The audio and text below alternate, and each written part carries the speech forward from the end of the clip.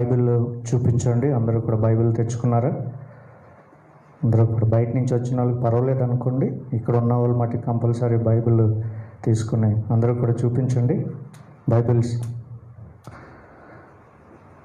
అందరూ కూడా చూపించి, ఇదే నాకు దిక్సూచి, ఇది నాకు మార్గం, నాకు గమ్యమునిచ్చేది, దీన్ని పట్టుకుని నడవటం నాకు గర్వకారణము, దీన్ని ఆజ్ఞలు నేను పాటించడం ద్వారా నేను మార్చబడతాను. దేవా, ఇటువంటి వాక్కుకై వందనాలు. Thank you. రైట్, ఏమీ స్క్రిప్ట్ లేదు, ఏది దొరికితే అది బైబిల్ గురించి అనేక విషయాలు చెప్పుకోవచ్చు, ఇబ్బంది ఏమీ లేదు. కాబట్టి సంతోషంగా మనము దాన్ని స్వీకరిద్దాం. అందరూ కూడా మొబైల్ డేటా ఆన్ చేయండి. ఒకవేళ మీరు డీవియేట్ అవ్వడానికి అవకాశాలు ఎక్కువ ఉంటాయి కాబట్టి మొబైల్ డేటా ఆఫ్ చేయండి అని గుర్తు చేస్తూ ఉన్నాను. ఈరోజు మన వాక్య భాగము మళ్ళీ మన ఎక్స్పోజిటరీ ప్రీచింగ్లోనికి వచ్చాం. మన మత్తయి సువార్త 8వ అధ్యాయము 18 నుంచి 22 వచనాలు ఈరోజు మనము ధ్యానం చేద్దాం. చక్కటి మాటలు. మత్తయి సువార్త 8వ అధ్యాయము 18 నుంచి 22 వచనాలు నేను ఒకసారి చదువుతాను. 8వ అధ్యాయం మొదటి నుంచి చెప్పుకోవచ్చు. 3 ప్రాముఖ్యమైన స్వస్థతలు అక్కడ ఉన్నాయి. దాని తర్వాత మనము 8వ అధ్యాయము 18 వచనం నుంచి మనము చూస్తూ ఉన్నాం.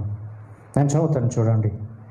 యేసు తన యొద్దనున్న జన సమూహంను చూసి అద్దరికి వెళ్ళవలనని ఆజ్ఞాపించను. అంతటా ఒక శాస్త్రి వచ్చి, బోధకుడా, నీవెక్కడికి వెళ్ళినను నీ వెంట వచ్చేదనని ఆయనతో చెప్పాను. అందుకు యేసు, నక్కలకు బొర్రియలను ఆకాశ పక్షులకు నివాస స్థలములు కలవు, కానీ మనుష్య కుమారునికి తలవాల్చుకున్నట్టుకైనా స్థలము లేదని అతనితో చెప్పాను. శిష్యుల్లో మరి ఒకడు, ప్రభువా, నేను మొదట వెళ్ళి నా తండ్రిని పాతపెట్టుటకు నాకు సెలవిమ్మని ఆయన అడగగా, యేసు అతన్ని చూచి, నన్ను వెంబడించుము, మృతులు తమ మృతులను పాతి పెట్టుకొన నిమ్ము. మృతులు తమ మృతులను పాతి పెట్టుకును. ఈ మాటలు మనము ధ్యానం చేయడానికి ప్రయత్నం చేద్దాం. ఈ యొక్క సాధారణంగా మనకు తెలిసింది ది కాస్ట్ ఆఫ్ డిసైపుల్షిప్, శిష్యరకం యొక్క ఖరీదు. ఎంత ఖరీదైందో ఈ శిష్యరికం గురించి మాట్లాడుతున్నాం. ది కాస్ట్ ఆఫ్ డిసైపుల్షిప్, లేకపోతే Christ challenging our commitments. Christ challenging our commitments. మన యొక్క నిబద్ధత ఏంటి అని మనం నేర్చుకున్నాం కదా. ఈ గొప్ప కాపరి మనలను ఛాలెంజ్ చేస్తాడు. ఈ ఆత్మల కాపరి మనలను ఛాలెంజ్ చేస్తూ ఉంటాడు. Christ challenging our commitments. ఒక సమయాల్లో కమ్యూనిస్ట్ దేశాలైన రష్యా, చైనా విపరీతంగా క్రైస్తవుల్ని అణిచివేస్తున్న సందర్భం. ఆ సందర్భాల్లో ఈ రష్యా, చైనా కమ్యూనిస్ట్ దేశాలు ఎక్కడైతే క్రైస్తవులు ఉన్నారో వారిని అరెస్ట్ చేయటం కానీ, వారిని చంపేయటం కానీ సందర్భాలు మనం చూస్తూ ఉన్నాం. ఈ యొక్క హౌస్ చర్చెస్లో రహస్యంగా జరుగుతున్న ఈ యొక్క ప్రార్థనలు నుంచి, ఆ హౌస్ చర్చెస్ నుంచి అనేక స్టోరీస్ బయటకు వచ్చినాయి.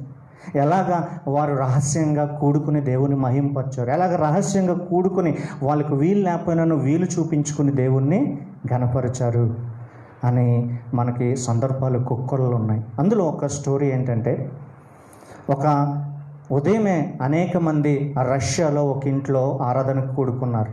వారు ఉదయం ఆరాధించలేదు, కానీ చీకటి పడ్డాక వారు ఆరాధనకి మొదలుపెట్టారు. ఆరాధనకి మొదలుపెట్టిన తర్వాత, చీకటి పడిన తర్వాత ఆరాధన మొదలుపెట్టినప్పుడు వారికి మనం డోర్ మూసుకుని ఎలాగైతే మనం చేసుకుంటున్నాం అలాగే డోర్ మూసుకుని వారు చేసుకుంటున్నారు. టక్ టక్ అనే సౌండ్ వినపడింది.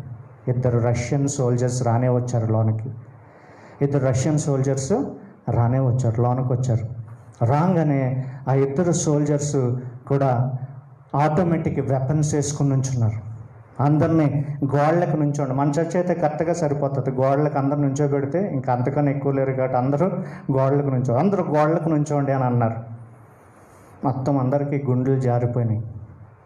గోడలకి నుంచున్నారు. గోడలకు నుంచోగానే వారు అన్నారు, ఎవరైతే క్రీస్తుని వెంబడించాలని అనుకుంటున్నారు, ఇంకా వెంబడించకూడదని నిర్ణయం తీసుకుంటే ఈ క్షణమే బయటకు వెళ్ళిపోండి. Just get out right now అని చెప్పారు. ఇద్దరు బలహీనులు ఇద్దరు బయటికి వెళ్ళిపోయారు. దాని తర్వాత కొన్ని క్షణాలకి ఇంకొక ఇద్దరు బయటికి వెళ్ళిపోయారు.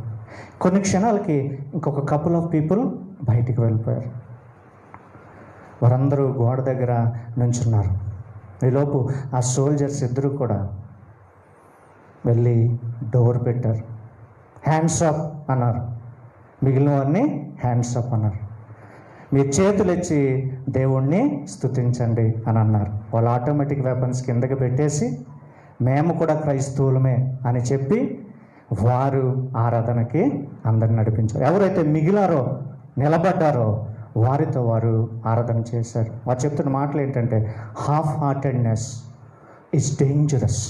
Half heartedness is dangerous. మీ వల్ల రిస్క్, మిగతా వాళ్ళ వల్ల రిస్క్. ఎందుకంటే వాళ్ళు సగం అరాకొర నిబద్ధతతో ఎక్కడ లీక్ చేస్తే మీరందరూ చంపబడతారు కాబట్టి ముందు కొద్దిగా మేము స్టర్న్గా ఉండవలసి వచ్చింది.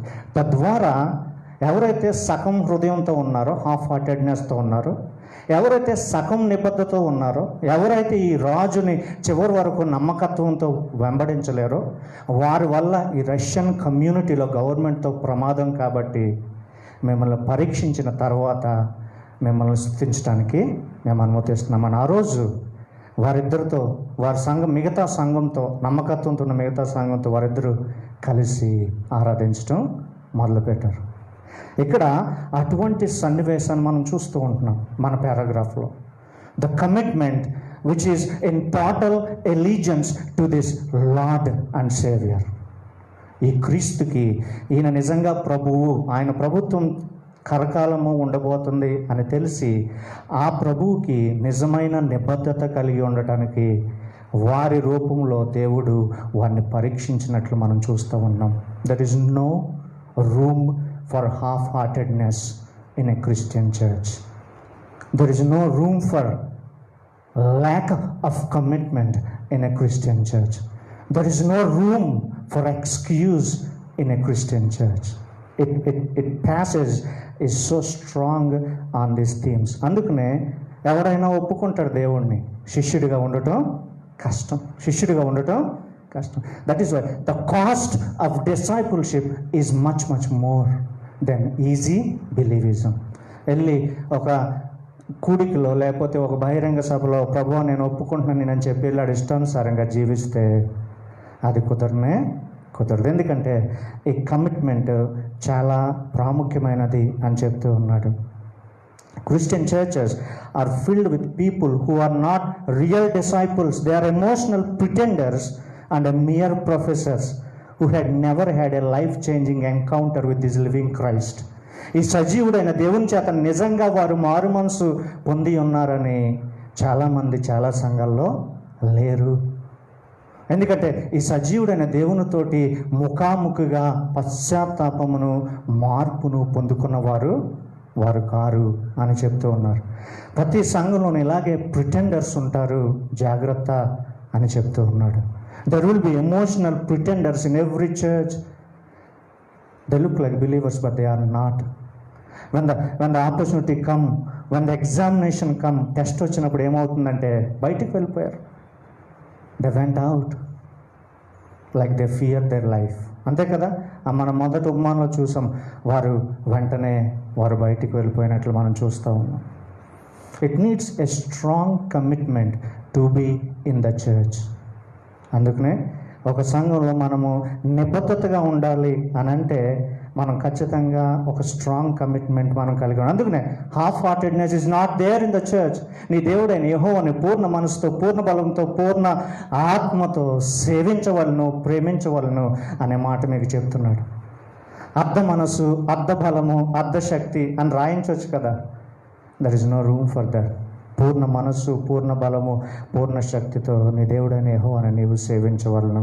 లూకా సువార్త 10:27, మత్తయి సువార్త 23:37 ఆ మాటలు మనము చూసుకోవచ్చు. Oh how silly reasons we give to unfollow Jesus.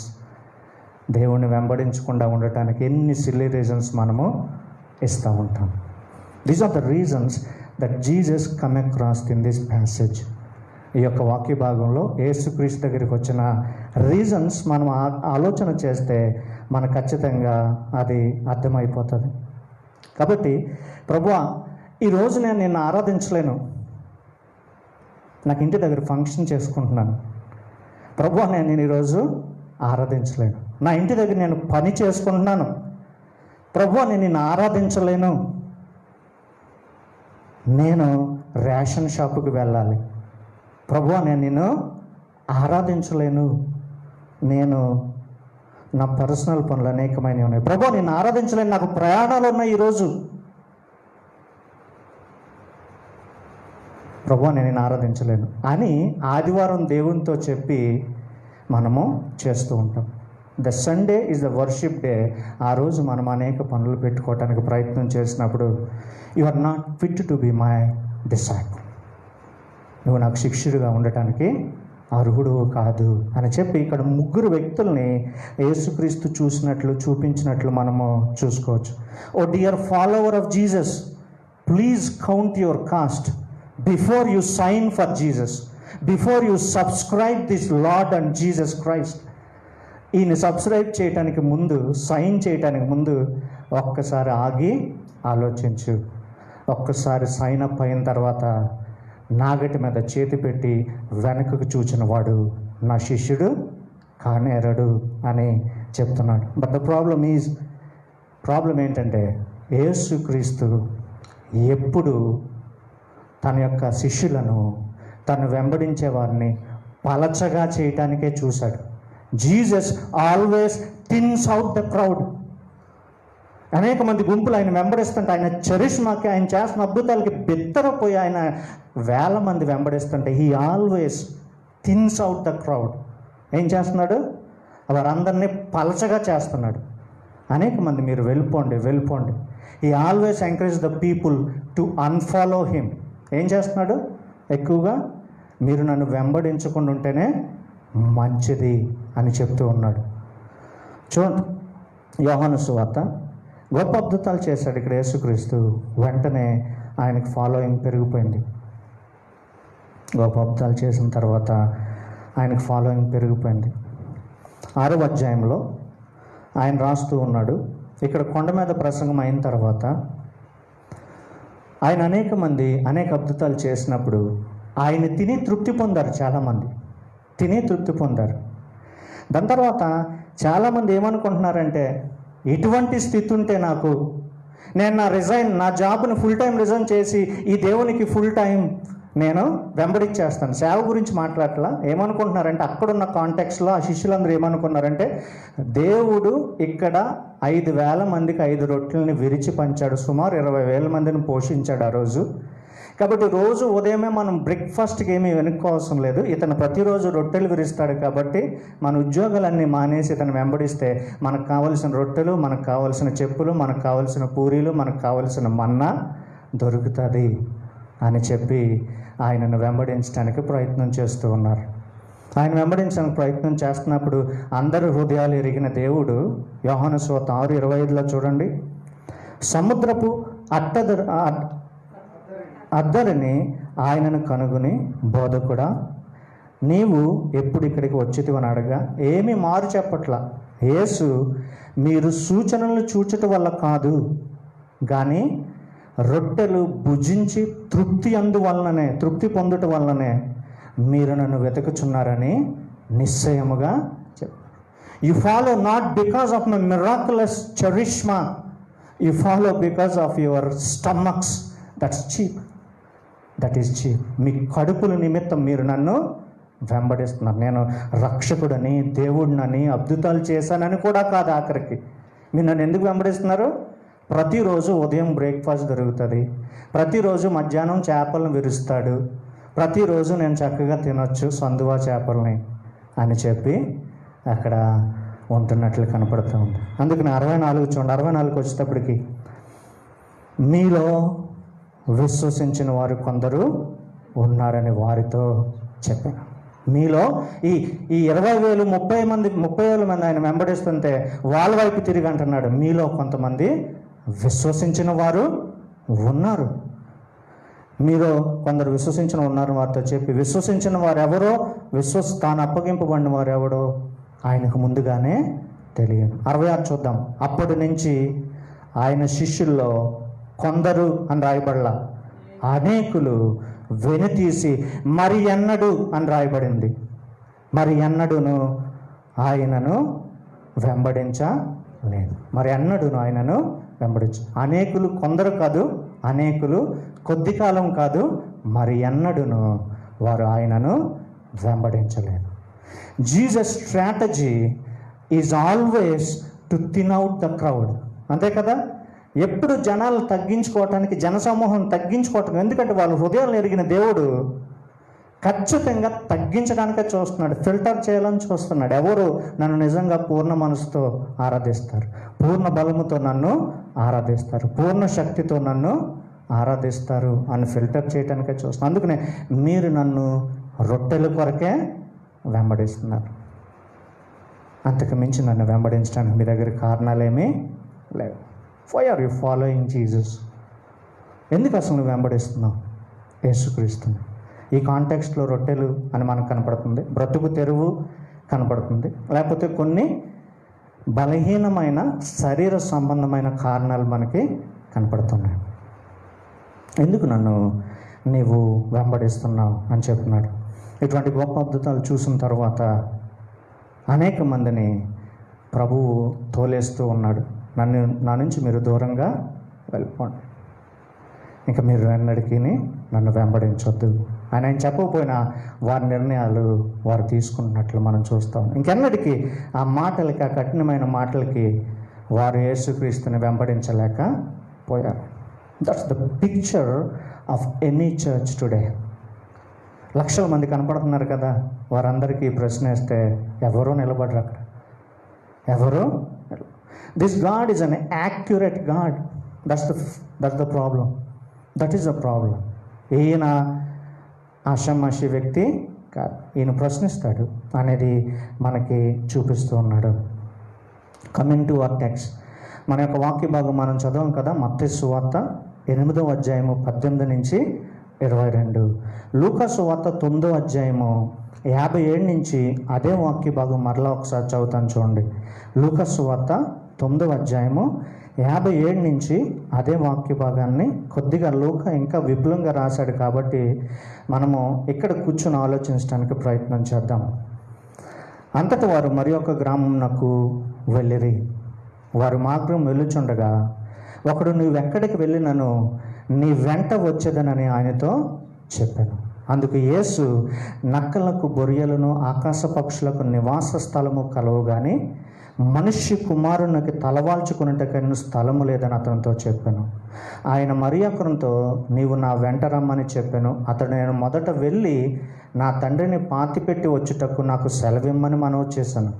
అందుకు ఆయన, మృతులను తమ మృతులను పాతిపెట్టుకొననిమ్ము, నీవు వెళ్ళి దేవుని రాజ్యమును ప్రకటించమని ఆయనతో చెప్పాను. మరి ఒకడు, ప్రభువా, నీ వెంట నేను వచ్చేదని కానీ నా ఇంట నున్న వారి యొద్ద సెలవు తీసుకుని వచ్చేదనని మొదట నాకు సెలవిమ్మని అడుగుగా, యేసు నాగటి మీద చేయి పెట్టి వెనుక తట్టు చూచు, వాడు ఎవ్వడును దేవుని రాజ్యమునకు పాత్రుడు కాదని వానితో చెప్పాను. We see the three rookies. Rookie అంటే సీజన్ స్టార్ట్ చేసే ఒక ప్లేయర్ అని అర్థం. లేకపోతే we see 3 fresh recruits. ఈ దేవుని రాజ్యం, ద కింగ్డమ్ ఆఫ్ గాడ్కి 3 ఫ్రెష్ రిక్రూట్స్ని చూస్తున్నాం. వారి బిహేవియర్, యాటిట్యూడ్స్ ఎలా ఉన్నాయో ఇక్కడ జీసస్ ఎక్స్పోజ్ చేస్తూ ఉన్నాడు. లేకపోతే సింపుల్గా 3 వ్యక్తులను మనలను చూసుకుంటున్నాం. మొదటి వ్యక్తి శాస్త్రి. మొదటి వ్యక్తిని దేవుడే వెంబడించమన్నాడు. మొదటి వ్యక్తి అతనే వెంబడిస్తాను అని చెప్పాడు. మిగతా 2 వ్యక్తులని క్రీస్తే వెంబడించమని చెప్తూ ఉన్నాడు. ఈ శాస్త్రి అనగానే, మొదటి వ్యక్తి ప్రభువా నేను వెంబడిస్తాను అనగానే యేసుక్రీస్తు సమాధానం, నక్కలకు, బొరియలు, ఆకాశ పక్షులకు స్థలం ఉంది కానీ నాకు స్థలము లేదు అని చెప్పాను. ఈ యొక్క వ్యక్తి శాస్త్రి అండర్స్టాండింగ్లో టాపర్, ధర్మశాస్త్రాన్ని అవపోసన చేయటంలో గొప్ప నిష్ణాతులు. వీళ్ళు ధర్మశాస్త్రాన్ని అర్థం చేసుకున్న వారుగా కనపడుతున్నారు. ఈ శాస్త్రి ఈజ్ అన్ ఎగ్జాంపుల్. ఆ శాస్త్రి ఆ ధర్మశాస్త్రం అర్థం చేసుకున్నవాడుగా క్రీస్తుని కూడా తెలుసుకోవాలని, ఆయనను వెంబడించాలని ఆశపడ్డాడు. ఈ ముగ్గురు వ్యక్తులు మనకు ఎలా కనపడుతున్నారంటే క్రీస్తుదే తప్పు అని చూపించినట్లుగా కనపడతారు. ఈ ముగ్గురు వ్యక్తులకి క్రీస్తు ఇచ్చిన జవాబు ఎలా ఉంటుందంటే it looks like A cruel person. క్రీస్తు ఎలా కనపడతాడు? ఒక క్రూరుడిలా కనపడుతున్నాడు. అక్కడ ఒక ఇన్సెన్సిటివ్ పర్సన్, అంటే నా తండ్రిని పాతి పెట్టుకుని కూడా రాకూడదా అని అనగానే యేసుక్రీస్తు ఎలా కనపడుతున్నాడు? ఒక ఇన్సెన్సిటివ్ పర్సన్గా కనపడుతున్నాడు. నా తల్లిదండ్రులకి గుడ్ బై చెప్పొస్తాను అనగానే ఒక ఇర్రెస్పాన్సిబుల్ పర్సన్గా కనపడుతున్నాడు. ఏంటి, తల్లిదండ్రులకి గుడ్ బై కూడా చెప్పు రాకూడదా? యేసుక్రీస్తు అంటే ఎలా అంటున్నాడు?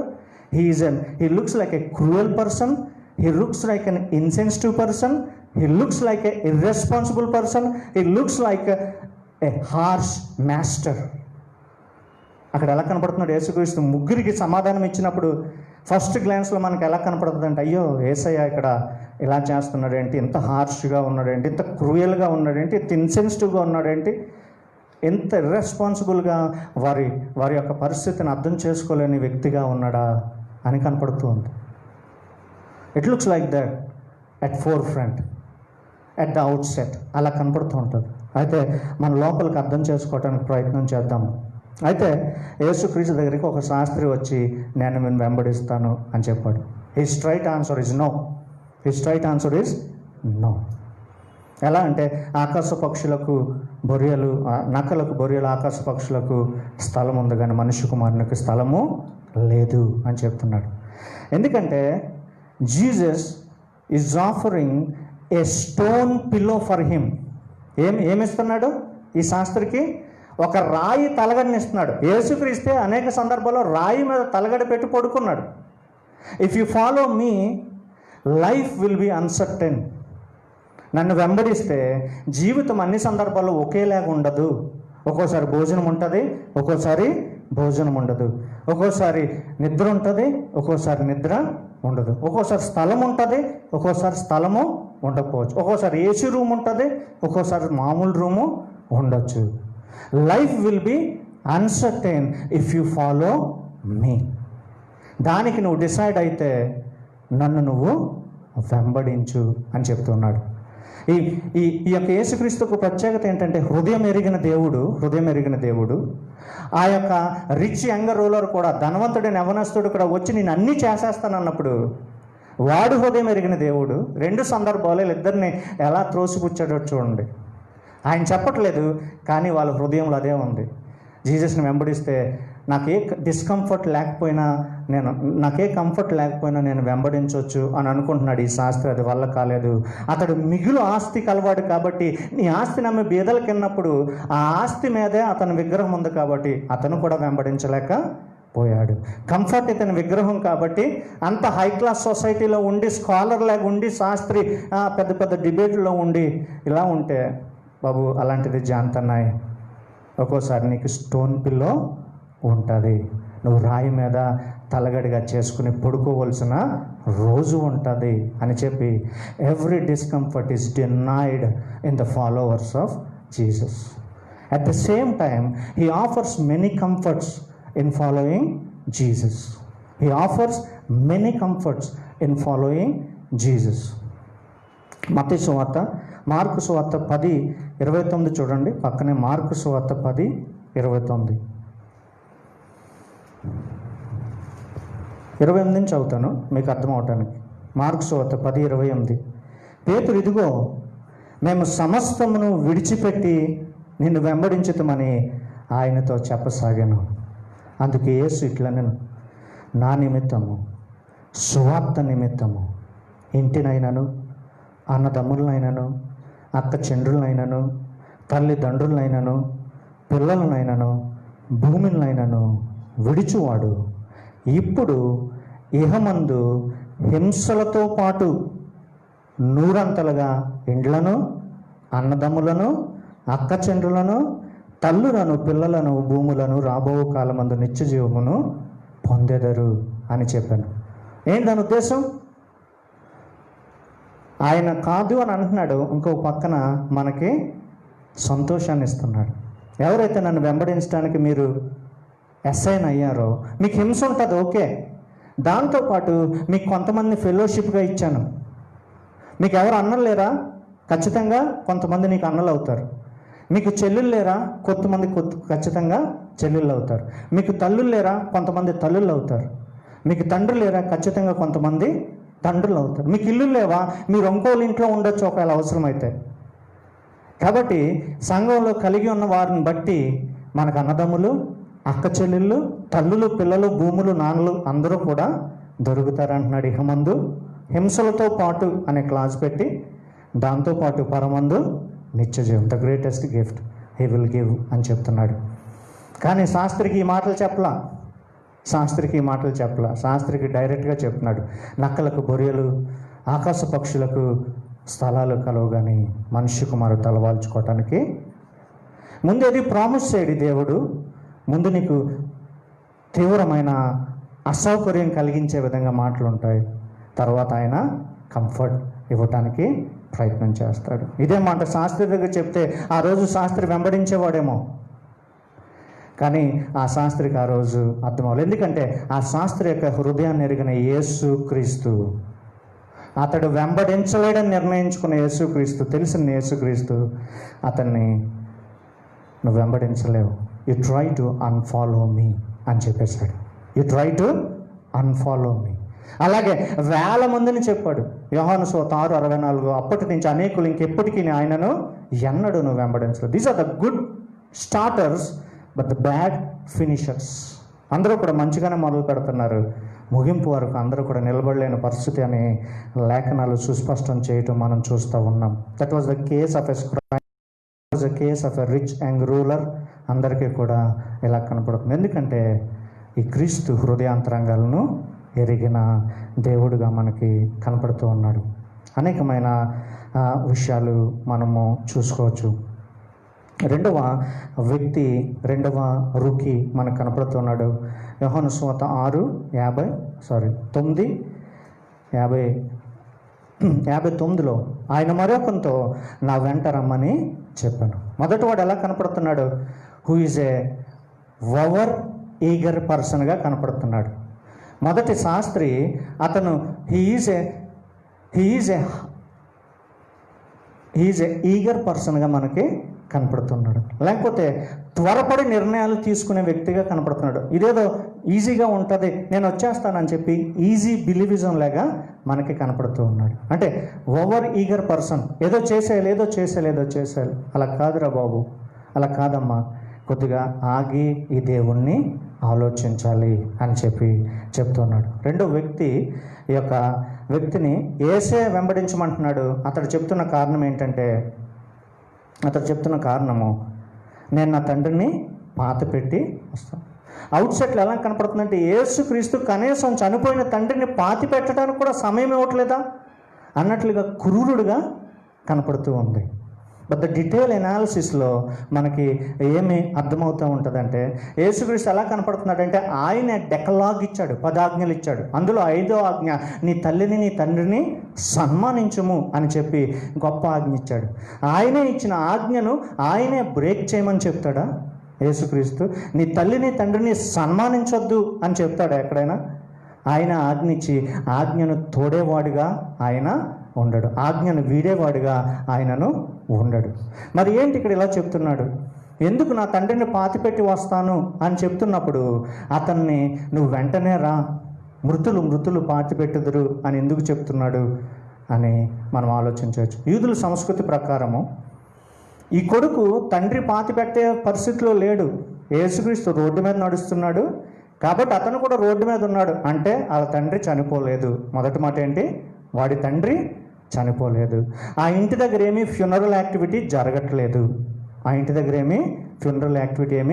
జరగట్లేదు. అలా జరిగితే అతను రోడ్డు మీద ఉండడు, సమాధుల దొడ్లో అతను ఉంటాడు. యేసుక్రీస్తు సమాధుల దొడ్లో లేడు. కాబట్టి యేసుక్రీస్తు రోడ్డు మీద ఉన్నాడు. కాబట్టి ఇతడు చెప్తున్న కారణం ఏంటంటే నాకు కొద్దిగా సమయం. యేసుక్రీస్తు అతను అంటున్నాడు నన్ను వెంబడించనగానే, dear Lord please give me some time. ఏమంటున్నాడు? Please fetch me some time. ప్రతి యవనస్తుడు చెప్పేది, అన్న పాస్టర్ గారు నాకు కొద్దిగా సమయం. యవనస్తురాలు చెప్పేది, అన్న నాకు కొద్దిగా సమయము ఇవ్వు. ఎందుకు ఈ మాట చెప్తున్నాడంటే, అతడు యూదుల ఆచారం ప్రకారం తన తండ్రి చనిపోయినప్పుడు అతనికి కలిగిన దాంట్లో, తండ్రికి కలిగిన దాంట్లో పిల్లలకు పంచుతారు కాబట్టి ఆ ఫ్యామిలీ ఇన్హెరిటెన్స్ మొత్తం ఆస్తిని పట్టుకొని అప్పుడు నీ దగ్గరికి వస్తాను అని చెప్తున్నాడు. వాడు ఆగింది ఎందుకు? క్రీస్తుని వెంబడించకుండా. ఎక్కడ క్రీస్తుని వెంబడించి రోడ్ల మీద పరిగెట్టేస్తుంటే వాడు ఆస్తి కోల్పోతాడు, మిగిలిన అన్నదమ్ములందరూ వాడు ఆస్తిని తీసేసుకుంటారని చెప్పి వీడేమంటున్నాడంటే, కొద్దిగా రీజనబుల్గానే ఉంది, కొద్దిగా సెటిల్ అయ్యాక నా ఆస్తిని నేను తీసుకుని దానిలో ఏదో బిజినెస్ పెట్టుకున్న తర్వాత కొద్ది సమయం తర్వాత నేను వెంబడిస్తాను, వెంటనే నా వల్ల కాదు ప్రభు అని చెప్తున్నట్లుగా మనకి కనపడుతుంది. He gives an excuse which is not valid excuse. He gives an excuse which is not a valid excuse. యేసుక్రీస్తు తన తండ్రి చనిపోతే సమాధిని అక్కడ వదిలేసి వచ్చేయమంటలేదు. ఆత్మీయంగా చనిపోయిన వారు శారీరకంగా చనిపోయేవాడిని పాత పెట్టనిమ్ము అని చెప్తున్నాడు. దాని అర్థం అది, let the dead bury their dead. అంటే ఏంటంటే ఆత్మీయంగా చనిపోయిన వాడు శారీరకంగా చనిపోయిన వాడిని పాత పెట్టమని. ఒక మారు మనసు పొందిన క్రైస్తవుడు కానీ, హిందువు కానీ, ముస్లిం కానీ ఎవడైనా కూడా ఆత్మీయంగా చనిపోయిన వాడు వెళ్ళి ఎవరో ఒకరిని, వాళ్ళ మావైతే మావని ఎవరినైనా పాతి పెడతారు. కానీ నీ యొక్క ఫస్ట్ ప్రయారిటీ ఏంటంటే కింగ్డమ్ని వెంబడించటం. You should love the kingdom, you should give kingdom a first priority. నువ్వు దేవుని రాజ్యము, దేవుని సువార్తను నువ్వు చెయ్యి. వాడేమడుగుతుందంటే, please give me some time, please give me some time, please fetch me some time, let me settle the things. నేను అన్నీ సర్దుకుని సెటిల్ అయ్యాక, నా బిజినెస్ అంతా బాగున్నాక, నా ఆస్తి వచ్చేసాక, దాంతో నేను వ్యాపారం పెట్టుకున్నాక అప్పుడు నిన్నొచ్చి నేను వెంబడిస్తాను. There is lack of urgency in the second person. He is too hesitant, he is too delayed. ఈరోజు కొద్దిగా సమయం అడుగుతున్నాడు, రేపాడు రోడ్డు మీద యాక్సిడెంట్ అయి చనిపోవడం అనటానికి గ్యారంటీ లేదు. గుండెపోటు వచ్చి మరణించడానికి చెప్పడానికి గ్యారంటీ లేదు. The second person is giving a lame excuses for him. నా తండ్రి చనిపోయాడు అని చెప్తున్నాడు. Delay, laziness and postponement to subscribe the kingdom is unfit for Kingdom.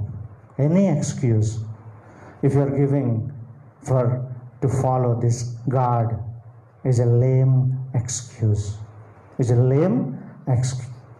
Excuse అని చెప్తున్నాడు. నా రిటైర్మెంట్ అయ్యాక నేను దేవుని వెంబడిస్తాను బోడు మంది అంటారు. ఓరు బాబు, రిటైర్మెంట్ అయ్యాక, నాకు అన్నీ పెళ్ళి అయిపోయాక నేను చర్చికి రావటం మొదలు పెడతానంటారు. పెళ్ళి అయిపోద్ది. పిల్లలు పుట్టేసిన తర్వాత నేను చర్చికి రావటం మొదలు పెడతానంటారు. 1 సంవత్సరం వచ్చేస్తుంది, చర్చికి రారు. అందుకని అవసరమైతే చైల్డ్ కేర్ కూడా పెట్టాలేమో, ఎవరికి ఎక్స్క్యూజ్ లేకుండా చేయటానికి. ఇలాంటి చిన్న చిన్న కారణాలు చూపించి ఒకవేళ మానివేస్తే అది దేవునికి అవమానమే అని మనం చూసుకోవచ్చు. 3వ పర్సన్లోకి వెళ్ళిపోయి మనం ముగించుకుందాం. First day person who is over eager. 2వ వ్యక్తి లేజీ, హెజిటెంట్గా ఉన్నాడు. మొదట తొందరపడే వ్యక్తిగా ఉన్నాడు. కాస్ట్ని కౌంట్ చేయకుండా సబ్స్క్రైబ్ చేస్తున్నాడు. ఎటువంటి కత్తి సాము లాంటిది అని అతడు ఆలోచించకుండా చేస్తున్నాడు. మూడో వ్యక్తి చూడండి 61. మరి ఒకడు, లూకా సువార్త 9:61. మరి ఒకడు, ప్రభువా నీ వెంట వచ్చేదని కానీ నా ఇంటి ఉన్నవారి యొద్ద సెలవు తీసుకుని వచ్చుటకు మొదట నాకు సెలవిమ్మని ఆయన అడిగాను. Lord, let me be good boy to my family members. రీజనబుల్గా కనపడుతుంది, చాలా రీజనబుల్గా కనపడుతుంది. ఏంటి, తన తల్లిదండ్రులకి ఒకసారి గుడ్ బై చెప్పి రాకూడదా అని అంటే, మొదట 2 వ్యక్తులతో అతను హార్ష్గా మాట్లాడలేదు యేసుక్రీస్తు. 3వ వ్యక్తితో చెప్తున్నాడు ఏంటి, యేసు అతని హృదయం ఎరిగి నాగటి మీద చేయి పెట్టిన వాడు వెనక తట్టు చూచేవాడు ఎవడు దేవుని రాజ్యం నాకు పాత్రుడు కాడు. 3వ లెసన్ ఏంటి, no looking back, no turning back, no looking back. ఎవరు వెనక్కి చూశారు? ఎవరైతే ఈ యొక్క విపరీతమైన ప్రపంచంలో మునిగిపోయి నోవా తరపునున్న తన యొక్క భార్య ఉప్పు స్తంభం అనే సాక్ష్యం ఇవ్వటానికి ఆమె వెనక్కి చూసి ఆమె ఉప్పు స్తంభంగా ప్రపంచానికి సాదృశ్యంగా వెనక్కి చూచే వ్యక్తిగా క్రైస్తవ సమాజానికి she's given as an example of a pillar of salt to how to not follow Jesus. Gives a perfect example of a pillar of salt. ఉప్పు స్తంభం, వెనక్కి చూసిన వారు ఉప్పు స్తంభం. ఆ పరిస్థితిలో స్త్రీని పెట్టాడు, ఇంకొకరు వెనక్కి చూసిన వాడు ఇంకెప్పటికీ నా యొక్క శిష్యుడు కానాడు. వెనక్కి చూసిన వాడు ఉప్పు స్తంభం అయిపోతాడు అని చెప్తున్నాడు. సింపుల్. నాగటి మీద చేయి పెట్టి వెనక్కి చూసి ఎవరైనా భూమిని దున్నగలరా? వెనకర్థంలో చూసుకుని ఎవరైనా కారుని ముందుకు నడపగలరా? కానీ యేసుక్రీస్తుని మటుకి నా జీవితంలో, నా ప్రపంచంలో ఉన్న ప్రతి సమస్యను చూసుకుంటూ నేను మటుకి దేవుని వెంబడిస్తానంటే అది సాధ్యం కాదు. There is no rear view mirror in Christian life. కార్లు కొండొచ్చేమో, క్రైస్తవ జీవితంలో రేర్ వ్యూ. వెనక్కి చూసి కారు నడిపేవాడిని బుద్ధి లేనివాడు అని అంటారు. వెనక్కి చూసి నాగడ తన్నేవాడు జ్ఞానహీనుడు, నాగడ దున్నేవాడిని జ్ఞానహీనుడు అని అంటారు. ఆ మాటలు చెప్పంగానే పక్కన ఉన్న శిష్యులకి గుర్తొచ్చింది నాగటి గురించి. ఒక శిష్యుని వెంబడించమంటే వాడు కారణాలు చెప్తున్నాడు, నా తల్లిదండ్రులకి గుడ్ బై చెప్పి వస్తానని చెప్పి. కాకపోతే వాడు వెనక్కి చూడటానికి, వెనక్కి ఆగిపోవటానికి ప్రయత్నం చేస్తున్నప్పుడు శిష్యులు యేసుక్రీస్తుని ఎవరితో ఎక్కువగా పోల్చారంటే ఏలియాతో పోల్చాడు. అతనే ఒక ఉపమానం వారికి గుర్తుకొచ్చింది. ఎక్కువ మంది స్కాలర్స్ ఈ ఉపమానాన్ని పాయింట్అవుట్ చేశారు. ఉపమానం కాదు, it's a classic biblical example of how a person looks like that అని. మొదటి రాజులు 19:19 తీయండి. మొదటి రాజులు 19:19 301 పేజ్ నెంబర్. మొదటి రాజులు 19:19 301. యేసుక్రీస్తు చెప్పినట్లే ఇక్కడ కూడా ఏలియా చెప్తున్నాడు. యేసుక్రీస్తు చెప్పినట్లే ఇక్కడ కూడా ఏలియా చెప్తున్నాడు తన శిష్యుడైన ఎలీషాకి. చూడండి 19 నుంచి. ఏలియా అచ్చటి నుంచి పోయిన తర్వాత షాపాతు కుమారుడైన ఎలీషా కనపడెను. అతడు తన ముందరున్న 12 అరకల ఎడ్లు దుక్కి దున్నించినందుకు 12వ అరక తాను తోలుచుండెను. ఏలియా అతన్ని చేరబోయి తన దుప్పటి అతని మీద వేయగా అతడి అడ్లను విడిచి ఏలియా వెంట పరిగెత్తి, నేను పోయి నా తల్లిదండ్రులను ముద్దు పెట్టుకుని తిరిగి వచ్చి నిన్ను వెంబడించదనని అతను సెలవివ్వగా, పోయి రమ్ము, నా వల్ల నీకు నిర్బంధము లేదని చెప్పాను. అందుకు అతడు అతన్ని విడిచి వెళ్ళి కాళ్ళ అడ్లను తీసి వధించిన వాటి మాంసమును గోర్తి నగల చేత వంట చేసి జనులకు వడ్డించి వారు భోజనం చేసిన తర్వాత అతడు లేచి ఏలియా వెంబడి వెళ్ళి అతనికి ఉపచారము చేయొచ్చు. It's classic example. చూడండి ఏం జరుగుతుందంటే, కర్మేల మీద హీరో అయ్యాడు ఏలియా. ఈ ఎలీషాకు తెలుసు, చిన్నవాడైన ఎలీషాకు తెలుసు ఏలియా ఏంటో, ఎటువంటి ప్రవక్త. అప్పుడు ఆ ఎలీషాని అయితే ఏలియా దేవుని దగ్గర తీసుకోబడక ముందు ఒక శిష్యుని తయారు చేస్తున్నాడు. ఎలీషాని తయారు చేయాలి అని అనుకున్నాడు. ఎలీషా దగ్గరికి వెళ్ళి అతని మీద తనకున్న తుండెని వేస్తాడు. అర్థమైపోయింది ఎలీషాకి, నేను ఏలియాని వెంబడించాలని. కాకపోతే ఎలీషా కూడా సేమ్ జవాబు ఇచ్చాడు, నేను తల్లిదండ్రులకి చెప్పి వస్తాను అని చెప్పాడు. యేసుక్రీస్తు ఆ యవనస్తుడు ఎటువంటి జవాబు ఇచ్చాడో ఈ ఎలీషా, యవనస్తుడైన ఎలీషా కూడా అదే జవాబు చెప్తున్నాడు, నేను చెప్పి వస్తానని. కానీ ఎలీషాస్ రెస్పాన్స్ చూడండి ఎలా ఉందో. ఏం చేస్తున్నారో తెలుసా? చెప్పి వస్తానని చెప్పినవాడు గంభీరంగా అందరినీ కూర్చోబెట్టాడు. ఈ మాట నాకు సంతోషం అనిపించింది. కూర్చోబెట్టి తన ఎడ్లను, ఏదైతే తనకు జీవనోపాధో తన ఎడ్లను వధించాడు. తెలుగులో ఇలా ఉంది, ఏముందంటే గొత్తి నొగల చేత అని ఉంది. అది అర్థం కావట్లేదు. కానీ ఈజీ బైబిల్స్లో కానీ ఇంగ్లీష్లో చూస్తే హిస్ ప్లవింగ్ ఎక్విప్మెంట్. తన ఎడ్లను, తన నాగలి తన జీవనానికి ఆధారం. తన ఎడ్లు, తన నాగలి తన పొలానికి, తన జీవితానికి ఆధారం. తన ఎడ్లను వధించాడు ఆఖరిగా ప్రేమతో వాడిని చూసి. అదే నాగలిని ఇరగ్గొట్టి ఆ నాగటి మీద ఆ ఎడ్లను వండాడు. ఇది చూడండి, ఆ ఎడ్లను వధించాడు, అదే ఎడ్లను తనకి జీవనాధారమైన నాగటిని కట్టెలుగా చేసి దాని మీద వండాడు. నో లుకింగ్ బ్యాక్ అంటే అర్థం అది. ఎలీషా ఇంకెప్పటికీ తన కుటుంబం వైపు చూడలేదు. అంటే కుటుంబాన్ని పట్టించుకోలేదని కాదు, ఎప్పటికీ తన కుటుంబానికి మొదటి ప్రయారిటీ ఇవ్వలేదు. The no looking back example of Elisha as a follower of Elijah is hence displayed.